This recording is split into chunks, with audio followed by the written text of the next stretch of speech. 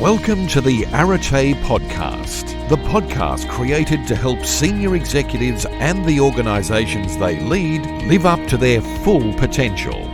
Join us for cutting-edge interviews with leading senior executive and board members across all industry sectors, and for practical tips to accelerate your executive career. And now, here's your host, Richard Triggs. Well, hi, Trudy. It's excellent to have you along to the podcast today. I think we first met a few months ago when you were hosting a Vistage Meetings speaker event. Yes. And I was one of the people on the panel, and you were the panel leader or interviewer, and it was lots of fun. And we thought, there's so much here that we could talk more about. So it's great to have you on today so we can have at least the start of that conversation. Thank you, Richard. That was a fun event, and it's a pleasure to be here today. Well, I must admit, it actually inspired me to join Vistage. So I've been a member of Vistage now, I guess, for almost 6 months, and I'm thoroughly enjoying it. And so, Trudy, before we started the conversation, you mentioned that you were busily preparing for some rowing. Let's talk about that a bit later on today. Okay. But tell us a little bit about your professional background and what you're currently doing. Yeah, thanks, Richard. So I've got a background in organizational psychology, and I've been very privileged over my career. I've worked in the United States, I've worked all across Australia, New Zealand, parts of Asia from time to time. But what my focus is and what I'm really passionate about is working with leaders across all industries to build high-performance organizations and ultimately high-performance teams. So that's the passion. I've been the CEO of 3 different organizations. I've been involved in many startups, and Talent Code HR is the business that I currently run, and I founded that 13 years ago. Okay, great. And do you have a team of people that work with you, or is it just your own sole business? I've got a team, and by design, it's a very small team, because what gets me out of bed every day, and it's the same for my team, is doing really great high impact work with organizations. So we like to have strong personal relationships. We like to know that we're really having an impact. And by design, we like to have a workplace where we can fit our life around our work, not just work around our life. And getting that balance right is really important for us. It's interesting, isn't it, Trudy? Because, I've got a small team. I think I've just employed 2 new people. I'm probably at about 10. And, I'm talking to often, organizations with tens of thousands of people and, yes. And recruiting for them. And yet my own sort of thought process is that, God, I couldn't even imagine managing 100 people, let alone 10,000 people. So right. I don't know if it's that saying, the plumber has the worst pipes, or whether we just, different strokes for different folks. I think so. And I think it's a stage of life thing as well. I don't know about you, Richard, but back in the day, I spent most of my career working 60-hour plus weeks, and work was all consuming, and that was fantastic. But there's always sacrifices that you need to make, whether that be family, being around for my children at the time. Sure. At this stage of my life, and when I founded this business 13 years ago, we were a little ahead of the curve, because I actually set up the business for everyone to work remotely. And we've been doing that successfully for 13 years. And I think that in itself is interesting, because as we know, the world of work has changed. Now, most leaders are being forced into leading either hybrid or remote teams. That requires a different way of leading. Oh, it definitely does. And similarly, I moved my team home a year before COVID. Because I just couldn't see the point in people commuting 2 hours a day to sit in an office all day. So when COVID came along, it was business as usual for us. Yes. But actually what's happened is the reverse for me now, is that we've just reopened an office, because my team was saying we really miss, the camaraderie of at least a few days a week coming and hanging out with our peers, and so I've enjoyed it. I've enjoyed getting back in the office a few days a week. So what, when you're working with organisations, I know there's some specific things that we're going to talk about today, but typically how are they engaging you, and what kind of problems are you solving for them? Yeah, it's a really great question. And I think, we're very privileged because we work across all industries and I Mhm. have insights to how leaders are thinking. And there's certainly some common themes that have emerged over the past few years. And I think there's probably three right now that are really hot. The first is leaders are recognizing that over the past few years, they and their teams have adopted a much more humanistic approach to leadership. And what I mean by that is empathy has gone through the roof. We're Mm, very supportive of our people. We've got a much deeper connection to our people and what's going on in their personal lives. And we've showered them with support and benefits, whether that be working arrangements, flexibility, care baskets in the early days of COVID, and just creating cultures that are very employee centric. And I mhm, think that's absolutely incredible and it's the right thing to do. However, mm, something's been lost in that journey, and what it is mm. accountability. So what I'm hearing from a lot of leaders is the scales have tipped a little bit too far towards empathy, Yeah. away from accountability, and they're trying to get accountability back in Mm, to their cultures because many leaders are really struggling with pressure on their margins. Their yeah. results are not what they used to be. And I think, for leaders and boards, they're looking ahead saying, let's get back to where we were. Mm, And they're looking over their shoulder and their teams aren't behind them. They're mm, way back mm. and starting to make noises around change fatigue and what do you mean you're putting more pressure on me and I'm overworked. So I think that's one of the big themes we're hearing and seeing, and organizations are engaging us to help them with that. We're really talking about how do we shift cultures, how do we shift mindsets. Yeah, yeah. Look, you're absolutely right.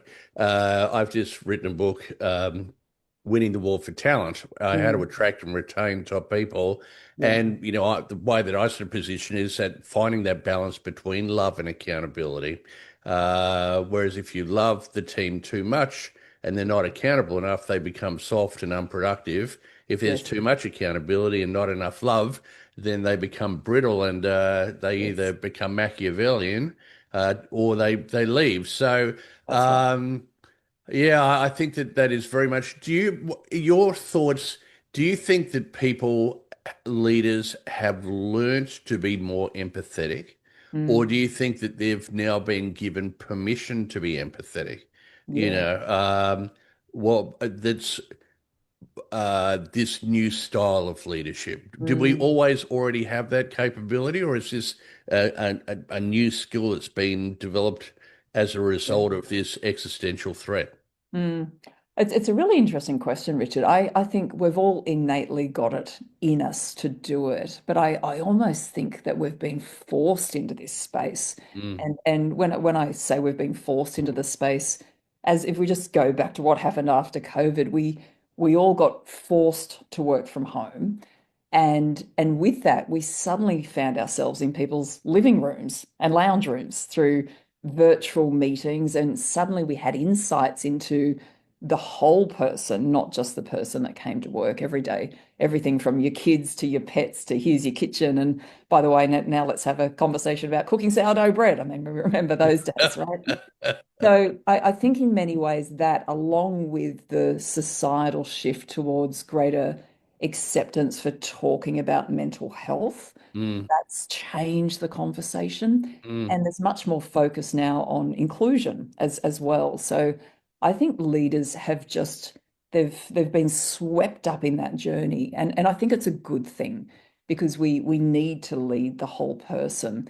mm, However, to your point, Richard, when we go too far on that, whether we call it being soft or whether we call it just creating a new normal, and with that, a sense mm, of entitlement and expectation, it's very hard for employees to pull themselves out of that space when they just become accustomed to mm, being very me-centric. And some examples I would hear are back in the day, an employee would call and say, "Hey, can I work from home today? I've got something on with my child at school," for example.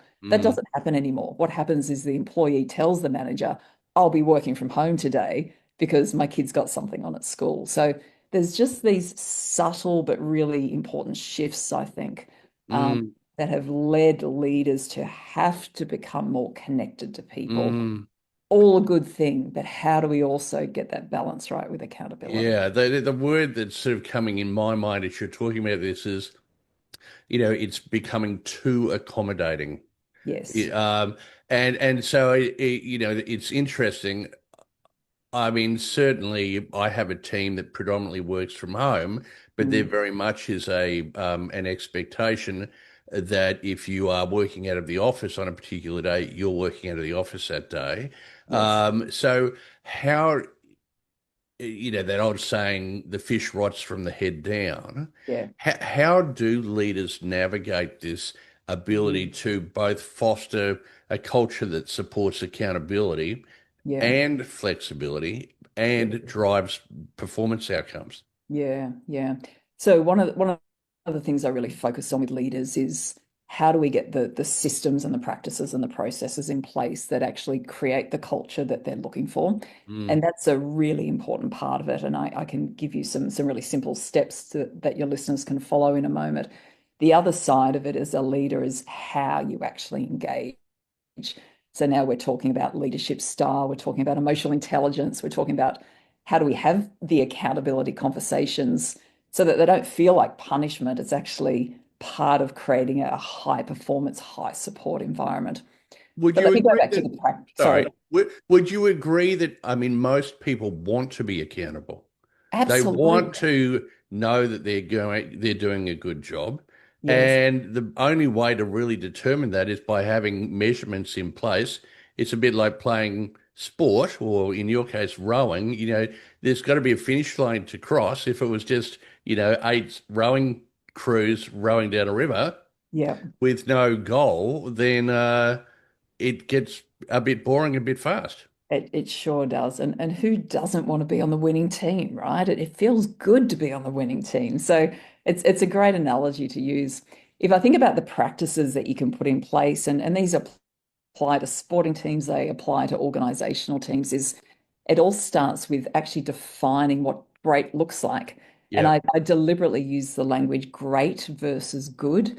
Hmm. My observation is over the past few years, a lot of leaders have tolerated good, but good is average. And if everybody is only aiming to be good, inevitably you see a lot of people that don't hit that mark. In fact, I was Hmm. talking to a law firm just last week, and the problem they came to me with is they said, look, Trudy, we give our lawyers pay increases every year.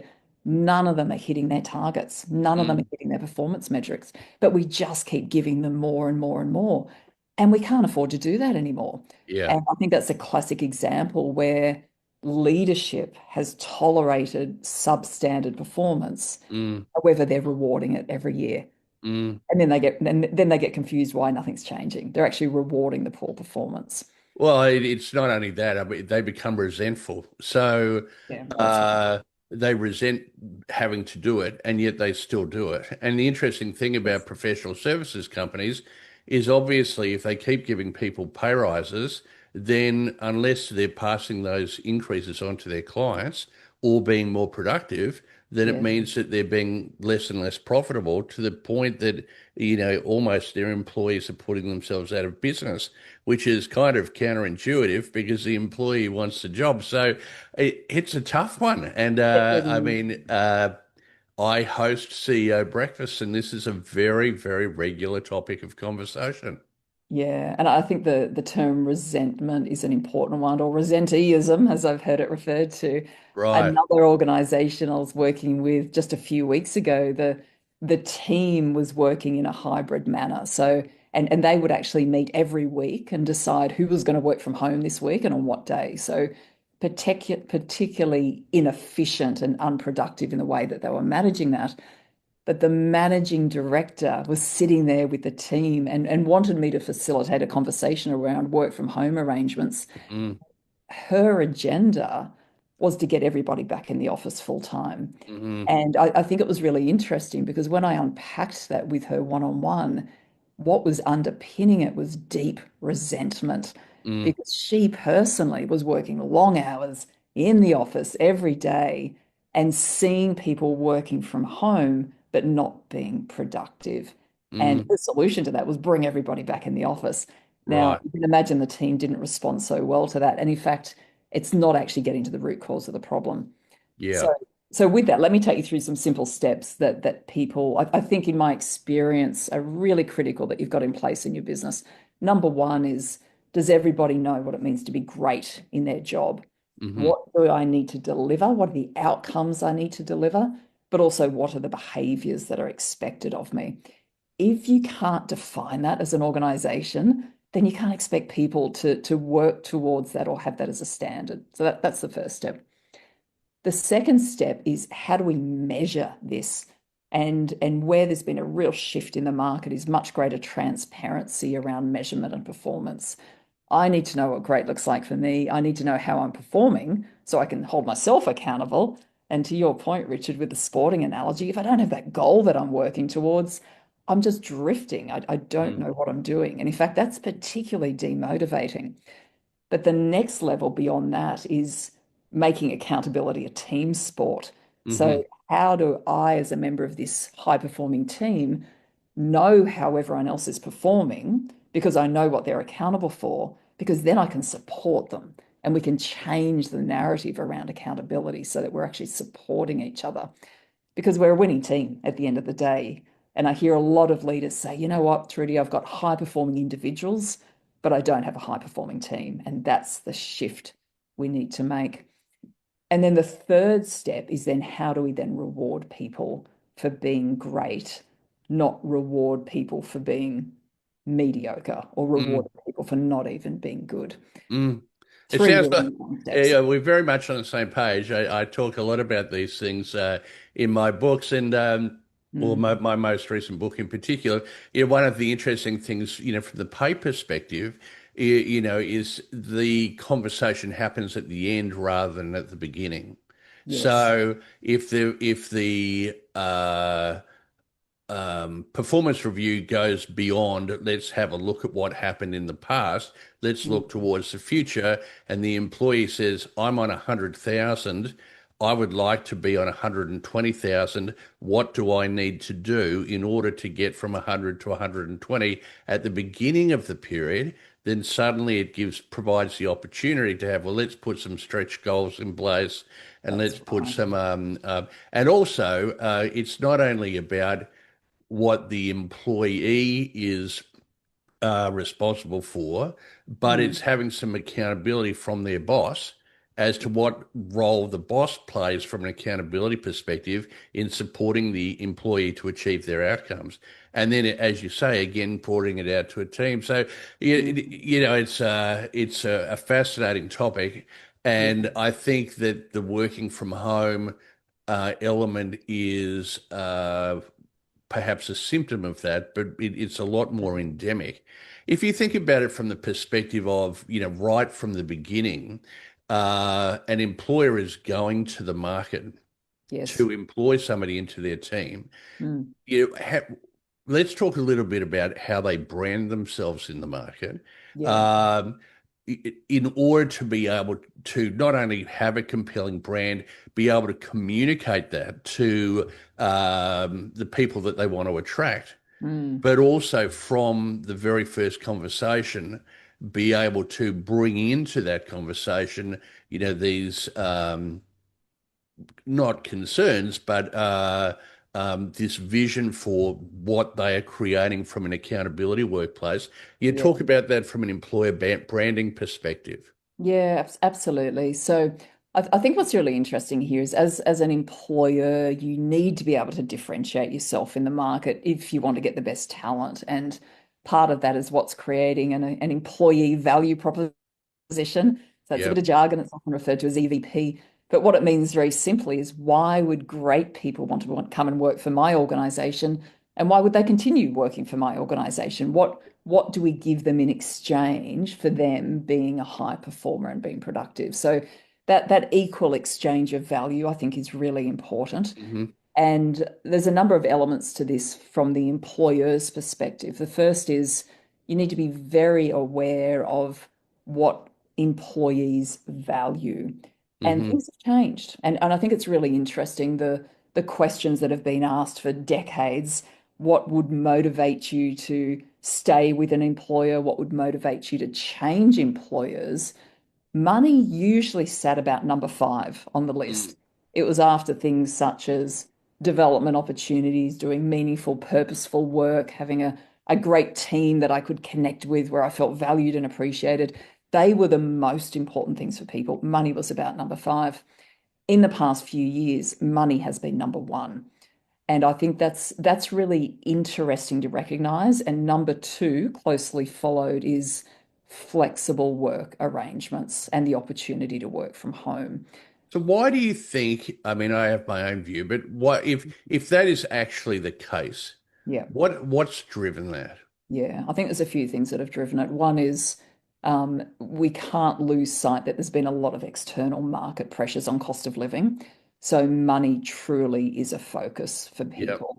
And it's become what was a need and a hygiene factor. It's actually risen to the top for a lot of people because they don't have enough money. They don't have enough money to either sustain the lifestyle that they had previously, Mm, or in some cases, depending on the individual situation, to just meet some of their basic needs. So I think that's a reality we need to be aware of. mm, The challenge employers have got is their margins are also being squeezed as well. mm, And I think, the term resenteeism also comes from leadership. I was talking to the owner of a family-owned business recently, and he had heard from his team that they're all wanting pay rises and they don't think they're paid fairly, and the usual narrative. And he said, you know what? I completely understand where they're coming from because I don't feel like I'm paid fairly either as the mm. owner of the business. He I was, think most owners feel that way. yeah, that's Yeah, right. So hours are getting longer and longer. The margins are getting smaller and smaller. right. It's tough all around. However, we need to be able to deal with that. And I think, the big picture is perceived fairness. If people perceive that they're paid fairly, then we can take money off the table, and that needs to be a clear objective for employers. In order to do that, we need to understand our salary benchmarking data. What is the market paying? We need to be really transparent with our employees so they know we are paying them fairly and that we're getting external benchmarking done. Mm, But I think there's a real opportunity for performance-based incentives, mm, not for every organization and not for every role, but there is a really powerful place there mm. so that people can have higher earning capacity when they truly are being great without constantly increasing the fixed costs. It's very interesting what you're talking about. Certainly in my opinion, people want to be paid what they believe that they're worth. Yes. But it's interesting. One of the things that I talk about, when I finished university, I got my first job at James Hardie. Yeah. And I went to work Monday to Friday, and I was in an office and I was surrounded by other James Hardie workers. And, there were the younger people like me and the older people, and we would be mentored, and you'd have those conversations around the water cooler. And on Friday, everybody would go to the pub and you heard the war stories and so on. And then during COVID, when it wasn't so much the younger people who didn't want to come to the office, it was more the middle-aged and older people who said, "Oh, well, I'm Absolutely. going to be at home so I can, look after my kids and take my Yes. dog for a walk." Or Yeah. so they became disengaged from the culture. Yeah. So therefore, well, how do I value my worth? Well, Mm, it's got to be money, you that's know. right. And the other thing is they looked at they looked at their parents and they saw what happened to their parents during the GFC and what happened Mm, to their parents, in COVID. My dad worked for Rio Tinto for 25 years, and the minute that, there was a downturn in the mining industry, he got made redundant. Why yeah. should I be loyal? Yeah. I haven't seen these companies be loyal to my parents. Yeah. And also the great Australian, well, great American dream, great Australian dream is, work hard, buy a house, get married, have kids. Well, Yeah. I'm never going to be able to afford to buy a house. No. So one of the things I say to employers is you've got to understand there's been a complete shift, Mm, and that pendulum will never swing back. I mean, it may to a degree. So you can sit there and go, "Oh, the younger generation and all they want is money and blah, blah, blah, blah, blah." But it's reality, right? So yeah, that's right. you have to adapt, Yeah. or you'll die. Yeah. That's Yeah. right. Yeah. Mm, So I think it's interesting, and we hear a lot of narrative around the younger generation, but I think you make a really important point, Richard. The younger generation actually want to be in the office. They want the connection, they want the learning, they want the socialization, and they've actually missed out on that. For many of us who have been around for a while, we had that opportunity, and it was foundational to creating the leaders that we all are today. yep. We're actually depriving a younger generation of that. But if I go back to the second driver, which is around flexibility and work from home, I'm not sure we're ever going to go back to a fully office-based environment. I think it's here to stay. And Mm, I think what that means for leaders is we need to learn how to lead differently. I think in the early days, the concern a lot of leaders had was if people are working from home, they won't be as productive. It's actually the least of our problems. The problem we've actually got is people feeling disconnected, that's right. with people not feeling part of the culture, to your point. We've actually got an issue with workplace loneliness, people not feeling connected and feeling lonely at work, which I think is really tragic from a societal perspective because it impacts your mental state and your well-being. However, as leaders, it doesn't need to be that way. And I think similar to your business, Richard, we've been managing in remote environments for over a decade. You can make it work. There's things that you can do to make hybrid and remote work while still people giving the flexibility to have a great life, Mm, for work not to dominate their life. And I think that's the mental shift that COVID created for most of us, that we realize there's more to life than just work. We want yeah. to get off that treadmill. How do we get the balance right? But then as a leader, I think the opportunity for us is we can create even more engaged people if we can give them that balance. Mm. Just need to get the accountability bit right as well. Yeah. So coming back to employer branding then, Mm, so what's an example or some examples of employers who are doing this really well yeah. in terms of branding themselves to attract the right kind of candidates to fit into this new cultural imperative? Yeah. So I think the third thing to recognize is there's not a one size fits all here. It needs to be unique to your culture, to the type of person you're attracting. I've been working with a mining organization in regional New South Wales for a little while, specifically helping them with their employer brand. And if I just talk about that journey quickly, the first thing they recognized is they've got two quite distinct parts to their workforce. They've got the professional workforce, and let's refer to them as engineers and geologists and those types of individuals. And then you've got the blue collar workforce. So these are the trades, the forklift drivers, the truck drivers, etc. And they recognize straight away that when they put themselves in the shoes of those individuals, there were very different things that they were looking for from the employment experience. So even though they've got overriding values and ways of working, the employee value proposition needed to look a little bit different for those two populations. And what I've seen in the market more broadly is a real shift in the last few years towards employee branding, or employer branding rather, that talks about you as an individual.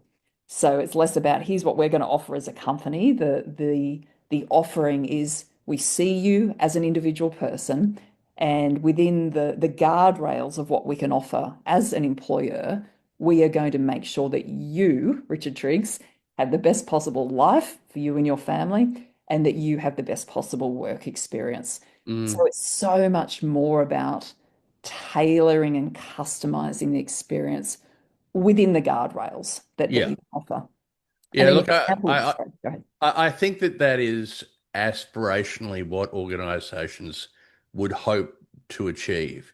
Yeah. And yet, in reality, Mm, there are so few doing it well. The vast majority of organizations do it so poorly. And mm, how do you know that? Well, you just have to look at their website, to begin with. Well, firstly, websites are built very much around their goods and services and how awesome they are and how much their clients love them. And yet very little attention is paid to their people yeah. and, creating a compelling reason why people would, candidates are doing a lot more research now. They're Yes. looking not only at websites, they're looking at LinkedIn profiles, they're looking at how organisations are being reviewed as an employer and so on. Yeah. Even down to, and this is a real soapbox issue for me, is these organisations are advertising for people to join their business, Mm. and they don't even put somebody's name and phone number on the ad for a candidate to ring up and ask questions. And Yeah. then they wonder why they don't attract top talent. And you go, it's pretty simple, right? If you really want to attract the best people, you have to do things that are going to make people want to engage with you. And That's something right. as simple as leaving a name and a phone number off an ad, which is true in probably 95+% of cases where employers are recruiting themselves, Yeah. it's just completely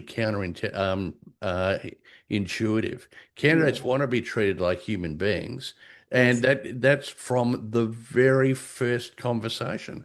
Um, Yeah. And I yeah, think there's so there's so much value in those conversations. So one of the key questions that I hear a lot of, not a lot, but the leaders who do this well, they will ask during the interview process are things such as, okay, you're applying for this job now. It might be a team leader job, for example. What's your next job beyond this one?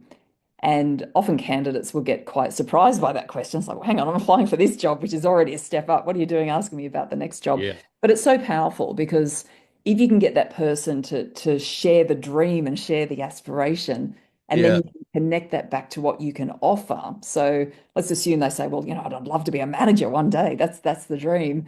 Then if it's possible within your value proposition to say, Mm, look, how about this? Once you pass your induction period and you can show that you're performing in your job, how would you feel if we actively invest in building the capabilities and skills that are going to set you up for your next management job? mm, I mean, mm. that person's sold.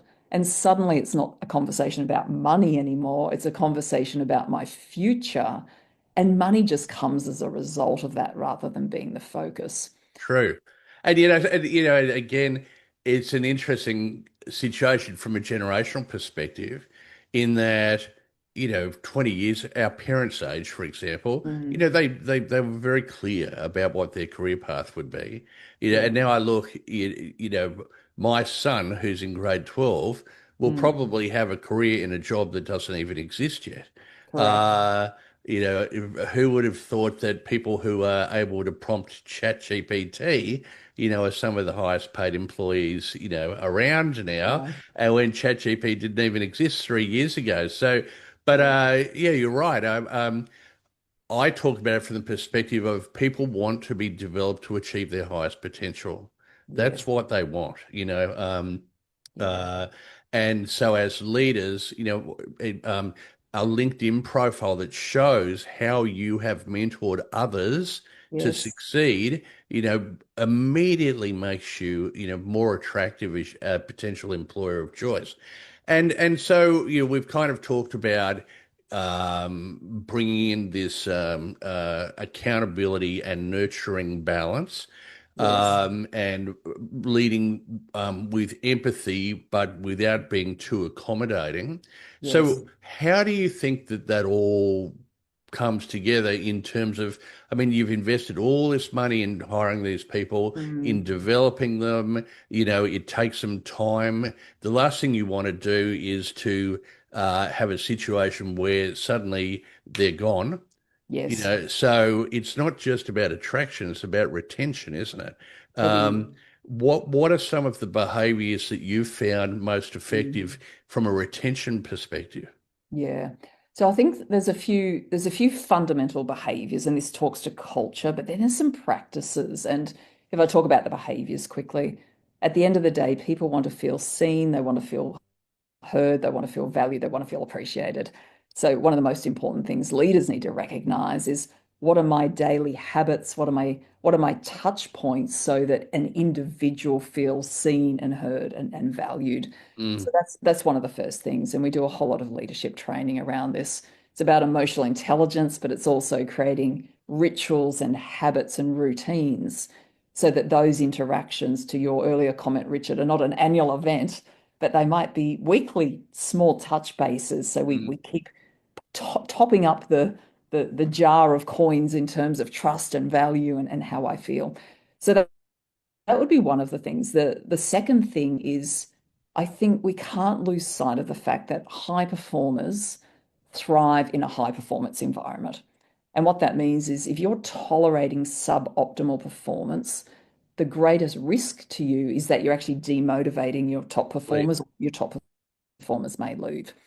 So one of the practices I find that is super effective, and this has been a bit of a shift in terms of accountability, is if we come back to this concept that we need to trust each other, we need a psychologically safe environment, and hence we can get the balance right between accountability and support or empathy. Really practically, it might look like this.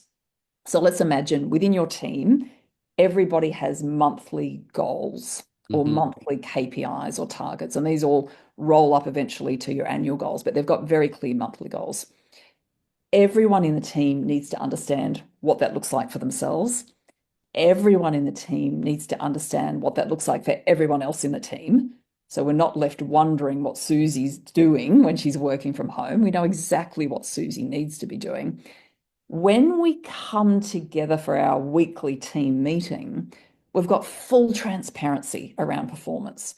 And this is where, in a high trust environment, you can get this beautiful balance between accountability and support, because it might look like this. In the meeting, I put my dashboard up on the screen, and it's got my 3 or 4 goals for the month, the big things that matter. I'm going to color code or traffic light my progress. I might have one that's green, which means I've already delivered it, and maybe there's a red because I've got a challenge, and maybe there's a yellow, which means I'm making progress, but I'm not quite there. It's an expectation that, number one, I share that with my team. Number two, the expectation is I talk about my successes and the so what. So what does this mean for the rest of the team or the business? So we can all learn from that. And it's also an expectation that I share my challenges. This is why this one's a red. And with that, I'm going to say to my team, can you help me out with this? Can we just brainstorm this? Can I get some ideas? And without any repercussions, there's an expectation that the team lean in and share ideas with me. Yeah. So now what we've got is this beautiful high support environment where the team's genuinely leaning in, supporting, helping, sharing ideas. I still take ownership at the end of that conversation. I say, great ideas, team. Thank you. This is what I'm going to try in the next week. And that's the way we engage with each other, including the leader.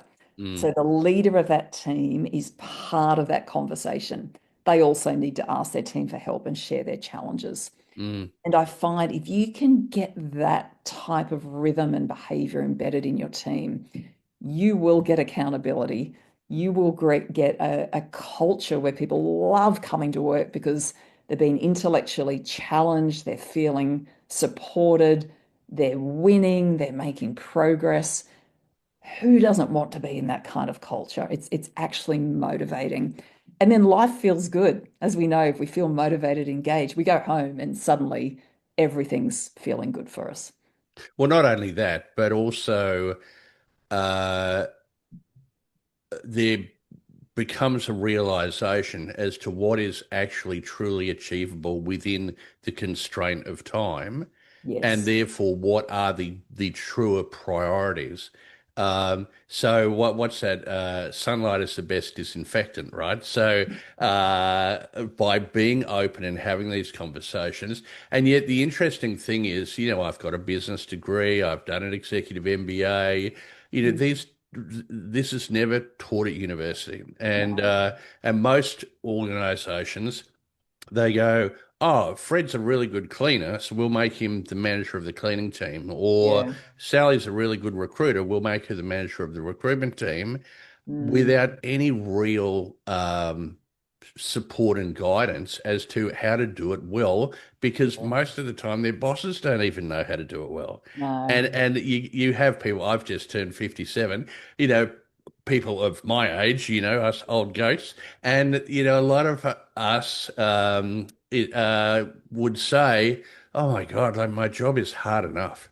I'm up to my neck in crocodiles, and suddenly now I've got to learn all these new things about empathy and emotional intelligence and accountability, and it can become seemingly highly overwhelming, can't it? It absolutely can, Richard. And I think that that's where my team and I do a lot of work. We're training leaders how to do this.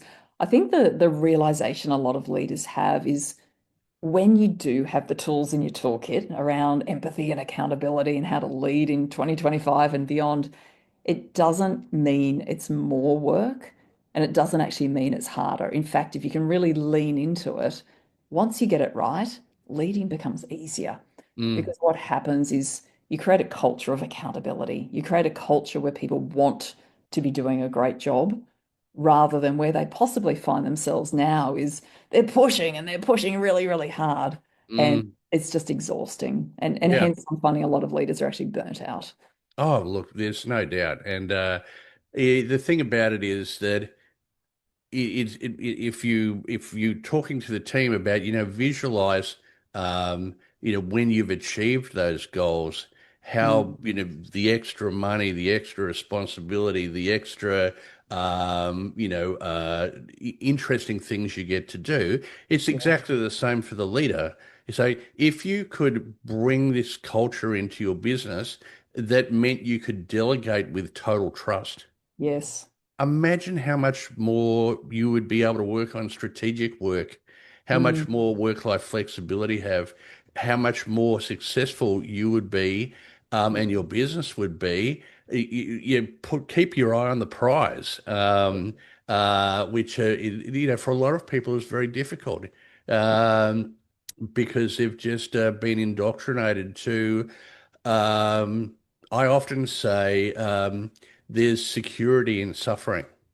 yeah, Uh, there is. There is. And I see a lot of leaders and managers that their roles have actually been compressed. So they're yeah. doing parts of other people's jobs, either to your point, because they don't trust others enough to delegate to Mm, them, or they don't have the tools and the techniques to actually know how to lead differently. So their jobs are actually getting harder and harder. But the cascading effect, as we all recognize, is the organization doesn't grow. If everyone's pushing down, the organization isn't going to go upward mm. at the end of the day. So coming back and talking specifically about your business then, so Mm. obviously, it's now we're almost halfway through 2025, incredible to believe. Yeah. Where's your business evolving to? Or is it more of the same, or do you have aspirations for how you want your own work to change in the future? Yeah, it's a really great question. So, in terms of the nature of the work that we're doing, we're constantly evolving. I think Mm, because we're consultants, our clients trust us to always be ahead of the curve in terms of work practices and leadership. So, for me, that drives a lot of purpose. I always need to be right on top of current thinking, what's working, what's not working. mm, So that will continue, and I think the exciting space for us is looking at how AI is going to change the world of work and how to help organizations get ready for the accelerated pace of change and how that's going to impact cultures and performance and accountability. So that's the space that we're very quickly moving into because it's a mm, demand. And linked to that is how do we need to lead in that environment, and mm, hence the leadership development programs and ways to really upskill leaders effectively and quickly in that mm, space. For me personally, I'm similar age to you, Richard, and looking to start scaling down a little bit. And I think it's a challenge that a lot of leaders have because they also have that desire when you get to this stage of life where you're looking for more balance, you're looking for more choice and more flexibility in the way that you work. So for me, it's critically important that I continue to surround myself with the right people, that I'm creating mm. opportunities to upskill them. And we're always asking ourselves, is there a better way to do this to make sure Yeah. we're delivering value to clients, but also to increase the effectiveness, Mm. efficiency by which we can deliver really high quality service? Mm. I smile as you're saying this because this is very much, I had my children late, so my daughter's in grade 8. Yeah. When she finishes grade 12, I'll be 61 years old, and I mean, it wasn't that long ago that the sort of mandatory retirement was 55. Yes. And yet here we are. And I suppose the rub or the challenge is I'm now in a place where I want to work less, Mm, but I have to lead people that yes. I want to work more. Yes, that's So right. is there a sense of hypocrisy? Do Mm, I feel obliged, that I have to work more because I want my team to work more, and yet yes. the reality is I want to work less.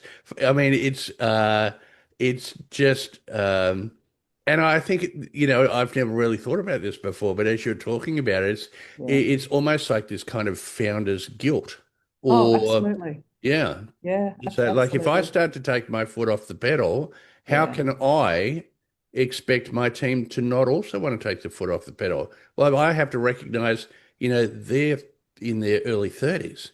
Yeah. I'm in my late 50s. In 1901, average life expectancy for a white male was 57. I Yeah. should be dead.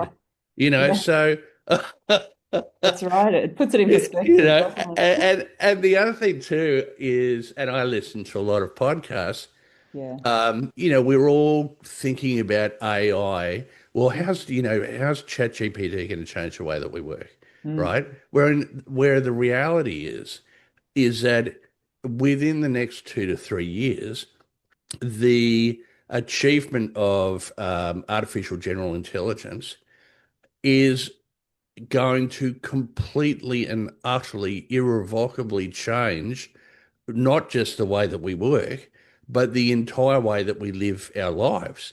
And absolutely. so it's almost like I'm not doom and gloom about it. In fact, I'm very optimistic about it. But it's almost like moving. What's that expression? Shifting chairs from the Titanic. Yeah, that's right. It's like, well, I mean, the reality is we are about to hit this massive iceberg Yeah. and say, well, what am I going to do in my business to kind of integrate AI? In 2 years, it won't even matter. No, it will be there. Yeah, it will And be our life, right? well, for sure. I mean, even I was just listening to a podcast the other day, and they were talking about doctors. So if Mm, a doctor is making a diagnosis yeah. versus a doctor making a diagnosis supported by AI Yeah. versus AI making a diagnosis without any intervention by a doctor, Mm, the AI successful diagnosis was in the 90%. yeah, The right. doctor's successful diagnosis was in the 70%, Mm-hmm. and the doctor supported by AI was only 2% better than a doctor. Yeah. Yeah. So, but it's going to get to the point where it's like you're not allowed to drive a car Yes. because you are more dangerous driving a car than a computer. You're That's not right. actually allowed to do your job because let's face it, you're pretty crap. Yeah, it's a bigger question, I think, for humanity. How are we going to spend our time and how do we continue to have purpose in Yeah, our lives? I Yeah. know. And It's, that, and it's and some big so questions to be answered. yeah, and so coming back to remuneration, it's like with all of these people who are in semi-skilled labor, Mm, or even highly skilled labor, who don't have the desire or the capacity to, retrain. yes. If they bring in universal basic income, Mm, but it removes somebody's purpose, yes.